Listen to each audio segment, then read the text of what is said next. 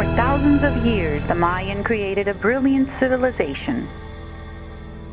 While the Roman Empire crumbled, the Mayan was reaching its peak. Europe languished in the Dark Ages, but the Mayan were building massive stone pyramids and carved beautiful sculptures for their gods. The Maya is probably the most advanced civilization of the Americas. At least in my perspective, they are the most sophisticated in many aspects, not just in social form, organization, but their development in science, in writing, astronomy. Definitely, they were very sophisticated people for their time period. And Copan was one of the main centers of the ancient Maya civilization. And in many ways, it was the most beautiful one, especially because of the development of its art and architecture. And of all the art forms, it was really the sculpture that made Copan particularly special.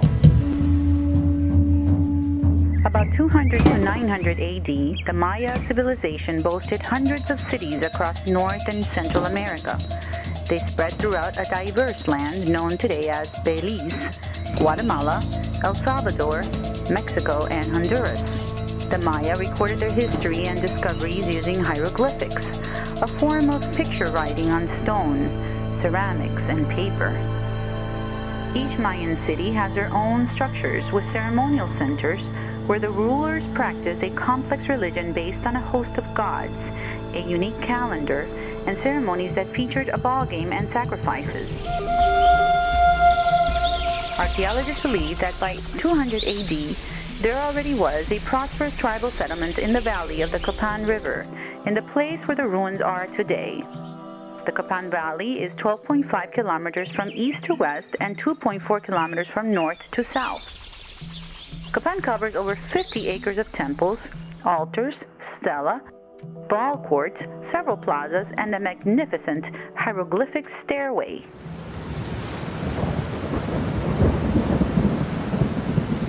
It is believed that the originator of the Mayan dynasty established his rule approximately in 426 AD. He was called Kinik Yax Kukmo, which in the Maya language meant green Quetzal macaw or shining Quetzal macaw. Well, from what we can tell, he's buried directly underneath Temple 16 at a much lower level. He seems to come from the area of the Petén, a very successful warrior, somebody who had proven himself in the battlefield. And I think he's sent to Copan on a mission. I think he comes to establish the city and annex important resources. I think one of the primary resources he was controlling here was jade, and the jade mines that are located in the Motagua River Valley.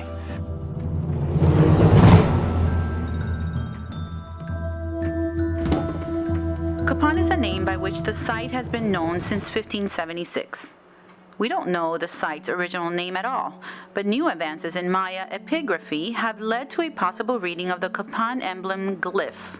It may be read as corner, summit, or motmot, possibly referring to Copan's position as the easternmost borders of the Maya world. However, the emblem glyph is represented by a bat or sots in Mayan.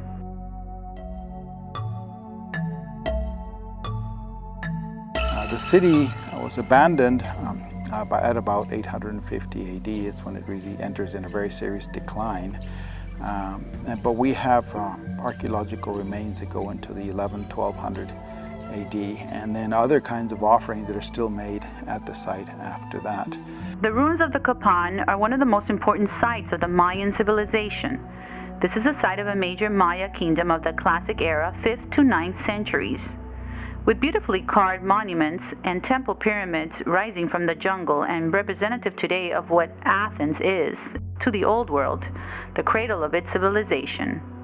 Because of this and other reasons, UNESCO declared it a World Heritage Site in 1980.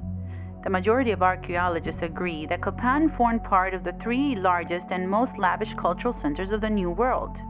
The other 2 are Tikal and Palenque. The rulers of Copan were able to sustain their political and military power for 650 years, with a dynasty of 16 kings overseeing the city's expansion.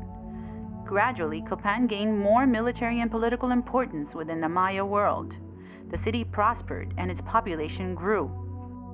There was the construction of greater and more ambitious ceremonial buildings, and the commissioning of lavish works of art, as in other cities in the Maya world.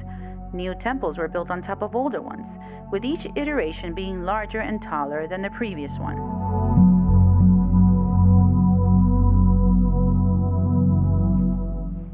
Historians believed great cities like Copan were ceremonial centers where the priests lived, while the rest of the population dwelt in distant villages, visiting the plazas only to watch important rites. Elaborate hieroglyphic texts were thought to be astronomical predictions and human figurines depicting Maya gods. It is now known that these writings refer to local historical events and principally the lives and achievements of kings who are portrayed through carvings on stela.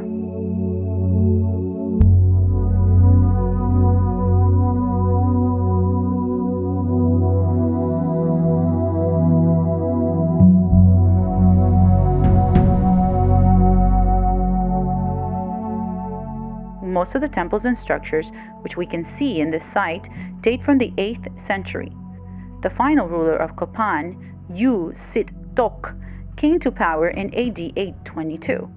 About this time, the kingdom began to diminish. A symbol of this tragic downfall is Altar El, which in AD 822 the king commissioned a monument to represent his time in power. However, it was never completed. Yet, despite its importance, Copan went into decline. Across the vast territory of the ancient Maya, other important sites were sharing a similar fate. Classic Maya civilization was collapsing. All evidence suggests that the Maya simply abandoned Copan. By 900 AD, only a tenth of the population was still present in the valley. Over the following centuries, the jungle remained the land that it had once given to the Maya for them to build their great city.